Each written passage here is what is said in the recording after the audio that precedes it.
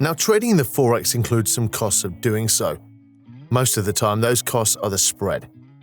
The bid-ask spread is something that many of you have had some experience of in the stock market or options or something like that. You may already be familiar with the difference between the bid price and the ask price, but there are a couple of ways that we can keep these straight. So the bid price is the sell price. So if you're selling to open a position, the bid price is what you're selling. At the ask price is the buy price. So if you're opening a position long or you're bullish, then you're paying the ask price, and there'll be a difference between those. So let's use an example here of the euro, and I'm going to keep this simple by only rounding this off to 4 decimal places, so a full pip on the end. So let's say that the bid price is $1.1952, and the ask price is $1.1954. Well, what that means is, if we subtract these two, we find that the spread is basically 2 pips. Now think about it like this. Basically, what that means is that if you were to buy and then instantaneously sell immediately, you would buy the ask price and then you would automatically sell instantaneously just as an experiment at the bid price. Well, if you did that, you'd wind up losing 2 pips. And the same is true in reverse. If you were too short a position right away and then instantaneously buy it back, you'd be shorting it at the bid price and then having to buy it back at a slightly higher price, 2 pips higher. So these are the costs associated with trading in the Forex usually. Now, what are the factors that will affect the bid-ask spread? They are number 1.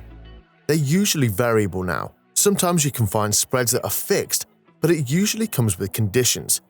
So I rarely see the opportunity to trade in fixed spreads that are fixed all the time. So it will depend on, well, what's the currency and watermark conditions. For example, if the currency is really actively traded, then the spread, the difference between the bid and the ask, tends to be more narrow. So it's cheaper to trade more actively traded currency. So liquidity is going to make a big difference, and market conditions, of course, will make a huge difference.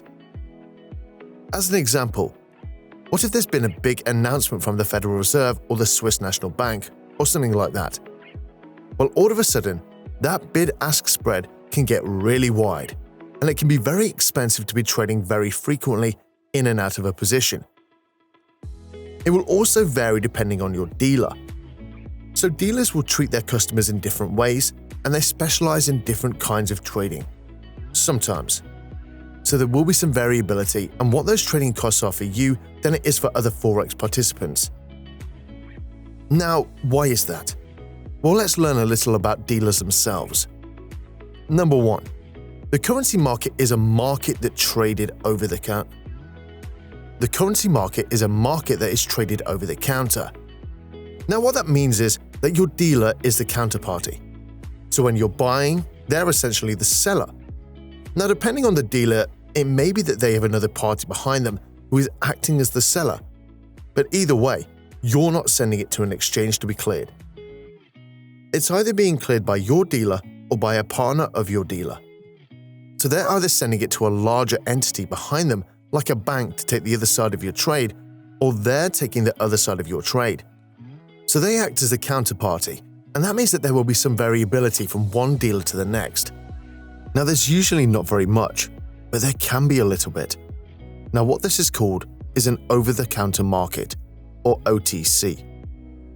There are a lot of institutional-level over-the-counter markets that a lot of the largest trading instrument swaps and any customized derivatives and so forth that banks will trade with each other. Those are over-the-counter, and most of the time, trading in the Forex is over-the-counter. What that means is that we're trading over the dealer's counter, so we're not sending it to an exchange where there's as much transparency in some ways as there may be in the Forex market. So let's talk a little bit about orders and what that means. So we know what the spread is, but what about actually executing an order to be able to get into a position or to get out of a position? How do we actually do that? What is that called?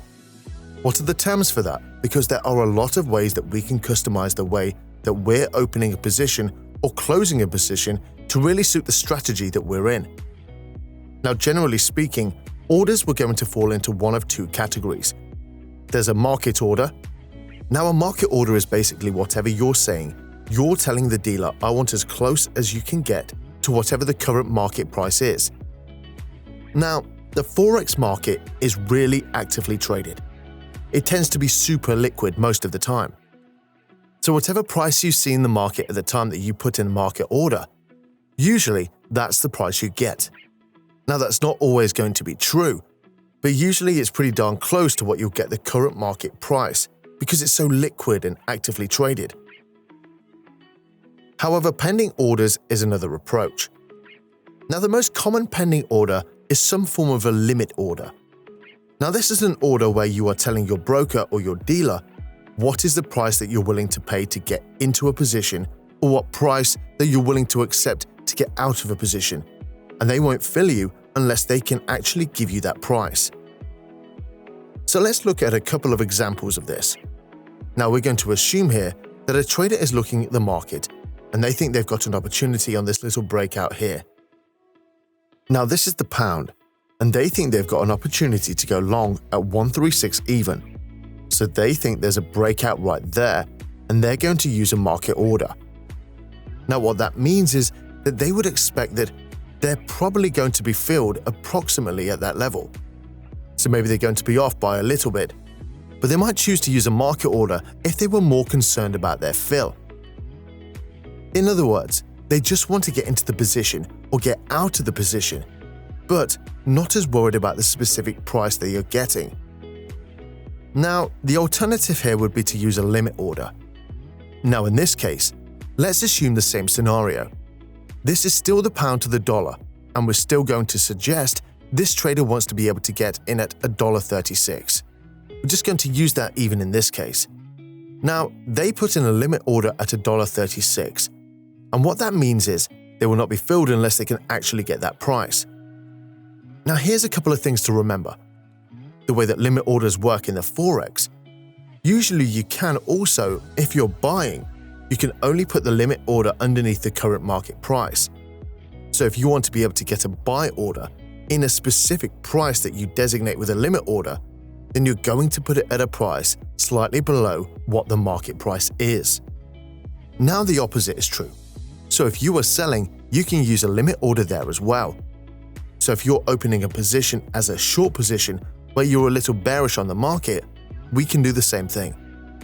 If you're more concerned about getting a fill, you can use a market order. If you're a lot more concerned about getting the exact price that you want, then you would use a limit order. Now, there's a lot more to learn here with order types, and we're going to dig into them later in a future section on risk control. But for now, these are the basics, and if you can master an understanding here of market order versus limit order, you're most of the way there and understanding how order execution actually works in the Forex.